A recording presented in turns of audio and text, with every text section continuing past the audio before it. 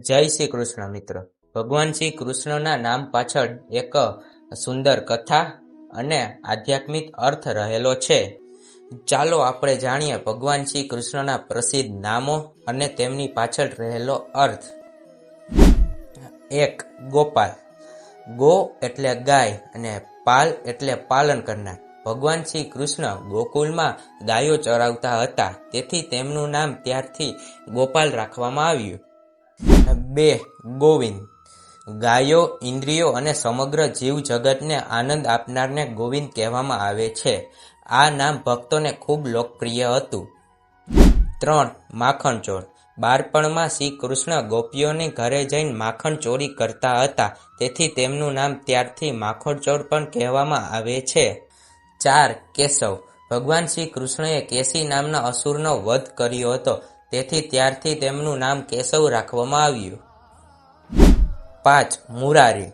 Moore નામના અસુરનો સંહાર કરનાર એટલે મુરારી, ત્યારથી શ્રી કૃષ્ણનું નામ મુરારી રાખવામાં આવ્યું. 6. ગિરધારી.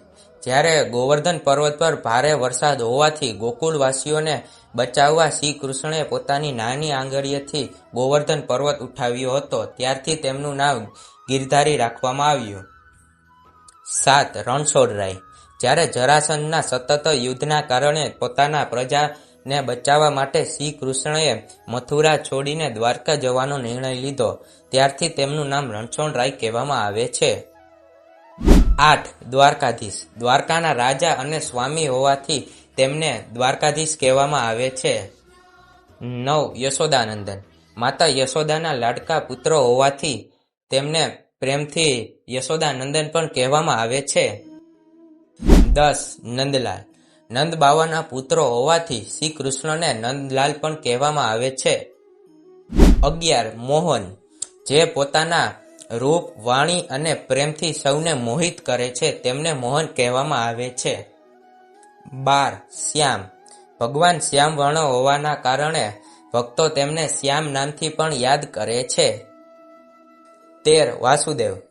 તેમના પિતા વાસુદેવના નામ પરથી પણ શ્રી કૃષ્ણને વાસુદેવ કહેવામાં આવે છે.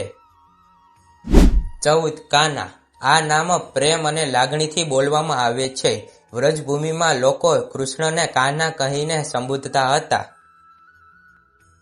આ બધા નામો માત્ર સંબોધન નથી, પરંતુ આ નામો ભગવાન શ્રી કૃષ્ણના જુદા જુદા ગુણો, સ્વરૂપો અને દિવ્ય સ્વરૂપોની યાદ અપાવે છે. તમને શ્રી કૃષ્ણનું કયું નામ સૌથી વધુ લોકપ્રિય છે, કોમેન્ટમાં જરૂર જણાવજો. અને આ ચેનલમાં નવા આવ્યા હોય તો ચેનલને લાઈક કરી દેજો, શેર કરી દેજો અને ચેનલને સબસ્ક્રાઈબ કરી દેજો. જય શ્રી કૃષ્ણ.